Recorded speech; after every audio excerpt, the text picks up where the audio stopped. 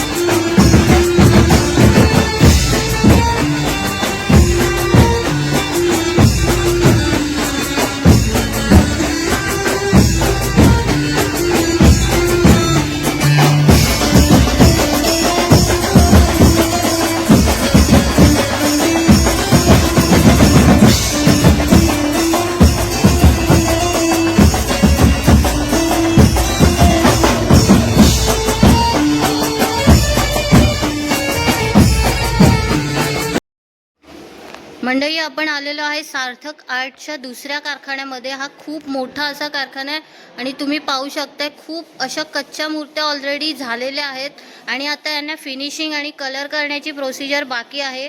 पण आता काही अवघ्या दिवसातच आपले गणपती बाप्पा आपल्या घरी येणार आहेत आणि इथे तयार व्हायला हे देखील रेडी आहेत. तुम्ही पाहू शकता, आपल्याकडे कच्च्या मूर्त्या पण आहेत आणि कलर केलेल्या मूर्त्या देखील तयार होत आहेत. पाहू शकता हे कलर केलेले गणपती आपल्याला दिसतात आहेत. खूप छान अशा मूर्त्या आहेत. मंडळी तुम्ही पाहू शकता इथे बाप्पाची फिनिशिंग आणि पॉलिश वगैरे चालू आहे. दादा मस्त असे फिनिशिंग करतात आहेत. दादा ही किती फुटाची मूर्ती आहे? 5 फूट.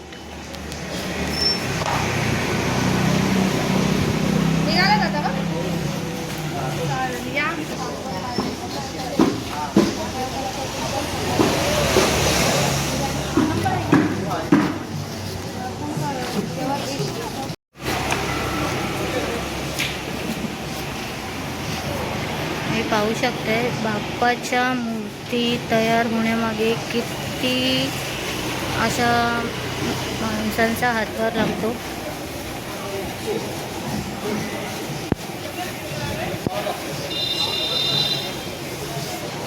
तर मंडळी निघायची वेळ झालेली आहे.